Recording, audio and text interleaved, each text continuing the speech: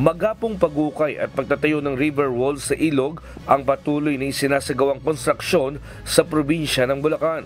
Ilan sa mga ito ay sa parting lungsod ng Malolos, Giginto at bayan ng Bulacan, Bulacan.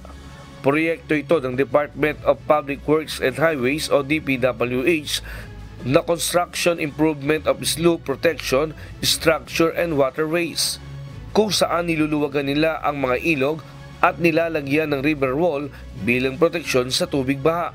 Pinondohan ng DPWH Bulacan ang nasabing proyekto na inaasang pakikinabangan ng Barangay Mambog sa Malolos, kung saan nasa 71 million pondo ang inilaan na may habang 200 meters at may taas na 15 feet sa bakod o river wall.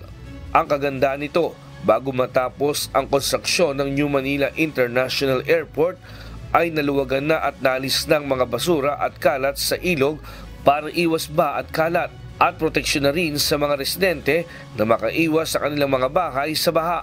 Samantala, kapag nagawa ng proyekto ng pamahalaan, hindi na mahihirapan pang mga mangingisda na pumalaot sa dagat dahil sa maluwag at maayos na rin silang makadadaan ng walang abala. Nestor Torres, humahataw sa balita ngayon.